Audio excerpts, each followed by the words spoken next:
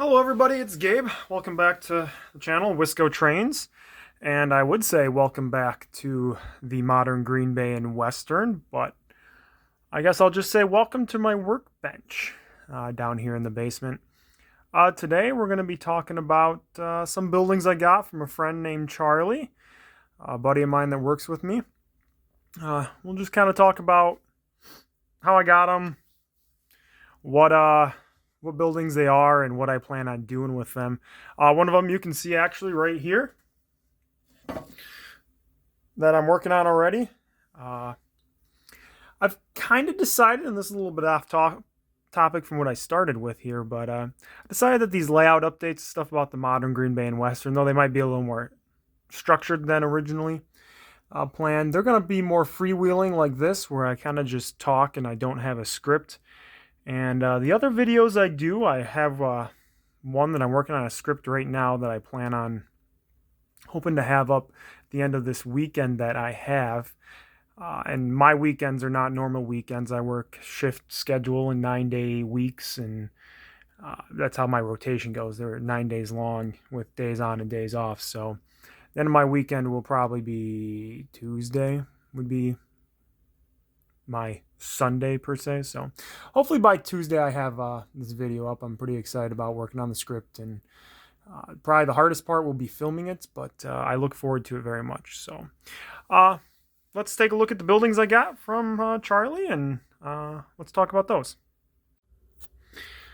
Okay, so we're over here back behind Black Creek in the staging yard. It was the best place I got to put all these buildings together.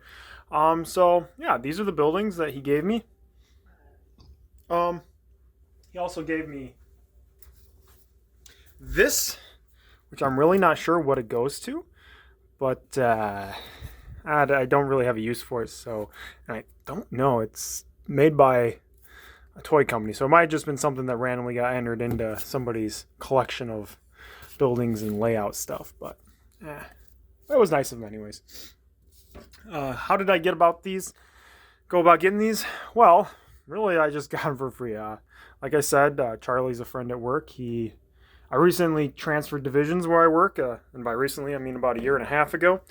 And I think he's mildly fascinated with the fact that I build model trains.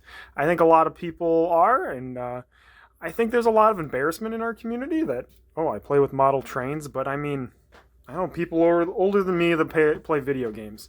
I feel like the artwork and the craftsmanship that goes into building model railroads, it's not toys, it's not childish at all.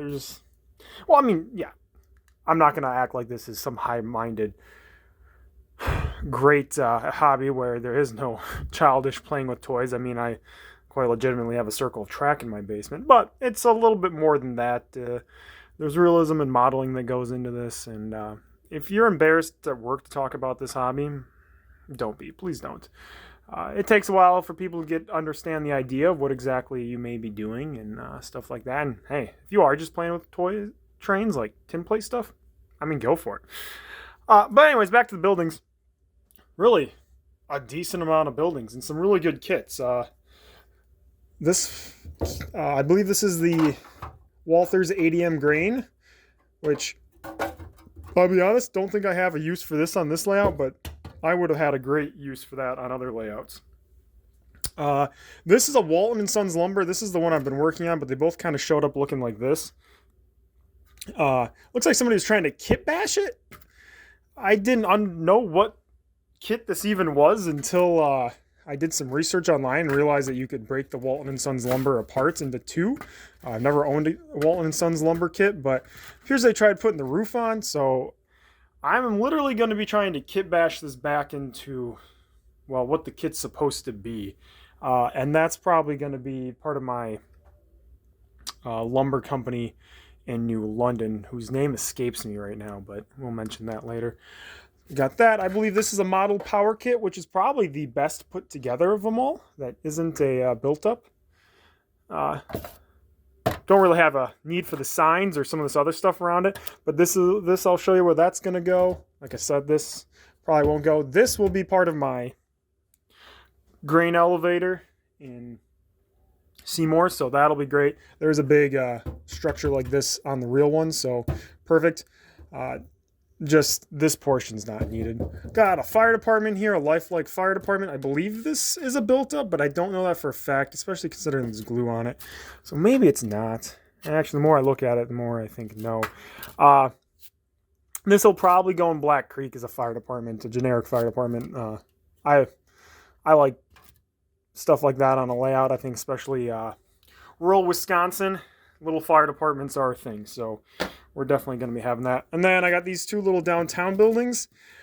This one is definitely too big city urban. I don't really think I have a place for this one.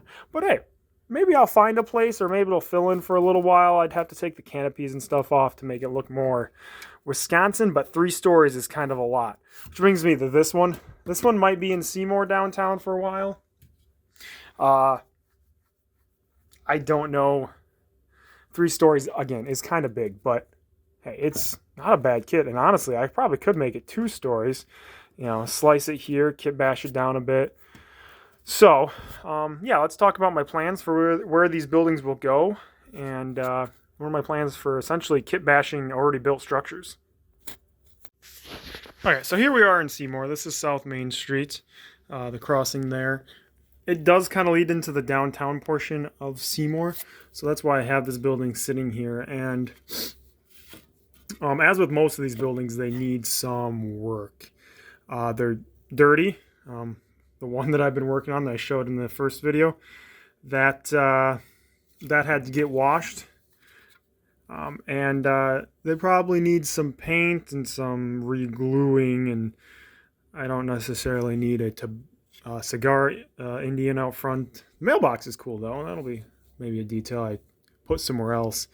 But as you can see, there's just some random stuff here that needs to get cleaned off, and I could probably clean it up. And like I said, maybe I will kit bash this one into being 2 stories, and that'll probably be a little more realistic for the small towns in Wisconsin I'm modeling. 3 stories is kind of big. If it was in Appleton or something, that would be a tiny building, but for a downtown scene. So, and then we'll go back over here in Seymour. So there's a lumber company of some sort right here on Elizabeth Street. This is kind of a odd street if you look at a map, if you look where the Green Bay and Western. So I think this will be a good little industrial building to put over here. I'll probably take it off its base, clean it up, remove this sign, and do something with that. That's kind of, the rest of that is a very realistic model. Other than the signs, just needs a little cleaning, maybe a little paint, make the brick pop a little better, and I might paint the doors a different color and the windows a different color. But yeah, I don't know what this is, and it probably is realistic, but the whole red in it just kind of makes me, I don't know, it just seems a little much for Seymour. So it'll probably go here on Elizabeth Street, and even if it's not the most realistic rendition of the building that sits there, it's a great one that'll stand in.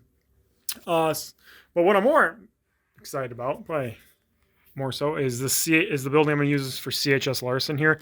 So this is meant to be obviously loading rail cars in the ADM grain, the Walters ADM grain elevator, but I think it'll work good as a place for trucks to unload. As you can see, I don't plan on having, or as I mentioned, the actual concrete grain, but there's a bunch of steel grain bins and whatnot here that actually load out of a one of those more the steel grain elevators that are just kind of a solid, just the elevator portion, not really a building around it, no storage or anything other than the grain bins. So that'll probably go there. This is some leftover from some point in the CHS Larson Seymour operations, and then there'll be more of a building here that I'll have to kit bash on. This one, probably the worst part about this one is it's just not put together all that well. Like, you can see that there's some cracks there. The flashing wasn't taken off completely. Oh, there we go. Flashing wasn't taken off completely. There's a window kind of going crazy. So this one's going to need to probably be pretty much disassembled and then fixed up, painted, reassembled, and then I'm also going to have to cut it, because if you see where I got the cars, that's where the track will go. And then you see back here, that black line down there is where my backdrop's going to go. So if you kind of look around, let's look above it. yeah, it's gonna need to get cut up a little bit. So, but really great bones, like that saved me a lot of money that I don't have to buy that kit to begin with.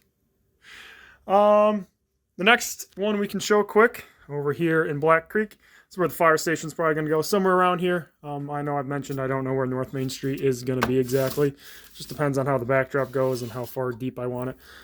Probably take it off that base, paint it up, make the brick detail look a little better. I don't think brick fire stations are that common. I don't even know if Seymour's is brick. It's probably a pole barn like most fire barns in Wisconsin, or rural fire barns in Wisconsin. But you know, good enough for the layouts, and I'm not going for absolute fidelity. This is a proto freelance layout after all, and I think it'll be kind of cool to have a little fire department. Place some fire trucks there, maybe some squads in the back from the police department stopping, use it for break and whatnot. So let's go look at the last building.